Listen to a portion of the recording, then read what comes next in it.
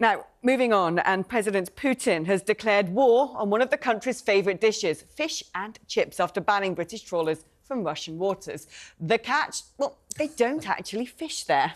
Yes, the Russian president personally made the decision to tear up a treaty signed almost 70 years ago with a jibe that the ban will help Brits lose weight and get smarter. I'm not sure what he means by get smarter. Cod liver oil's the best thing you can do for your brain. So cod is good for your brains. OK. Joining us now is the Scottish Director of the Federation of Fish Friers, Stuart Devine. Thanks for joining us, Stuart. As we understand it, there has been this deal which allows British trawlers to fish in Russian waters, and an inordinate amount of our white fish does come from Russian waters. I think it's really high, 70% or something. But what we've been doing is not fishing for those white fish ourselves. We've been buying it from Russia. So, in effect, Putin has declared war on our favourite dish, fish and chips, but it doesn't really amount to a hill of beans, or does it? Let me know.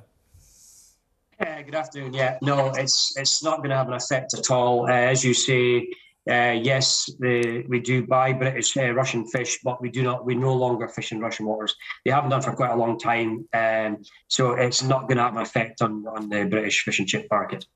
But your industry has actually been affected by what's been going on in Ukraine, with the cost of oil, for instance, going up. I think, the cost of things like flour around the world increased as well as a result of grain not being able to get out of Ukraine.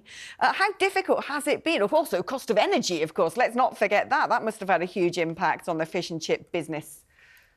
Yeah, it is actually a really difficult time. The war is very unfortunate, and it's still having an effect on the business, and it will continue until hopefully till the end of the war ends. Yes, so, I mean, as I said earlier, we are still buying lots of white fish from Russia. The majority of our white fish comes from Russian Sea. Presumably, the cost of that keeps going up. I mean, and we do hear that your industry is in big trouble, which is a terrible shame because this is our national dish and we love our fish and chips. What's the outlook going forward, Stuart? I mean, will our chippies survive? Yeah, fish and chips will survive. I mean, there are a lot of family businesses, local businesses. They've been in the go a long, long time. We are very resilient. Plus, of course, I think it says it itself that Putin actually classes the fish and chips as the main dish. So he obviously, around the world, it is held in high regard. So I think the resilience we built up over this hard time, even since COVID, it's been tough. But I do believe that fish and chips will continue. I think we've got a future.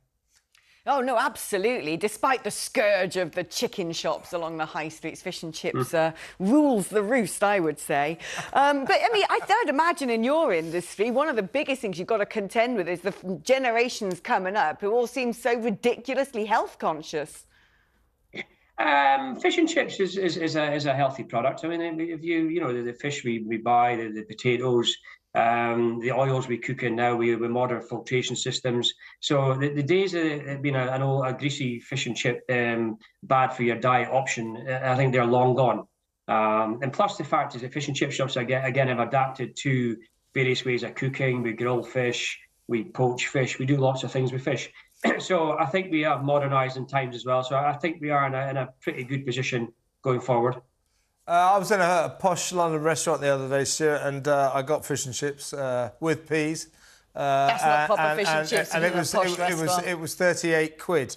What's the average cod and chips cost now in a chippy? Because cod is much more expensive than other fish, isn't it? I think your average fish and chip shop takeaway now is kind of pitching about the 10, 11 pound mark. Which is in line, it's still be cheaper than a lot of other fast foods. I think it's in line with most fast foods. I think, unfortunately, prices have risen for everything we do nowadays. We've seen the prices rising, and that's why we are also crying out for help from government in the next budget to at least keep prices from going up. How often do you eat fish and chips? No, I Stuart? wanted to ask this. No, I wanted to ask this, which I think is far more important. I want to know what everyone's favourite choice of fish is and what you put on your chips, because that really varies around the country. Yeah. Obviously, I cover Scotland, so if haddock, it's all haddock in Scotland. Cod's not really that popular up here. So haddock, how often do I eat it? It depends how busy I am. If I was lucky enough to get an early finish on a Saturday, I might have fish and chips, but the early finishes are few and far between. But, what are you putting on your chips there? And what do we put on our fish and chips, Stuart? I honestly could not eat fish and chips without vinegar. I live for vinegar. Just vinegar. No gravy, no curry sauce. Oh, none of that. No, it's becoming more popular. I've nothing against it, but to me, it's just a little touch of salt. Hey, Stuart, you want to know what my problem is? I really hate vinegar. Do you? So, yeah, I'll have a lemon. You know what? I'm one of those niche people. I like skate. The rarely seen in fish and chip shop skate. Used to curry see it sauce. quite a lot. You need to get yourself up here to Aberdeen because we're on our way, mate. We're on our way. We're coming. Stuart, great to talk to you. That's Thanks Stuart ever so Devine, much. Scottish Director of the Federation of Fish Friers.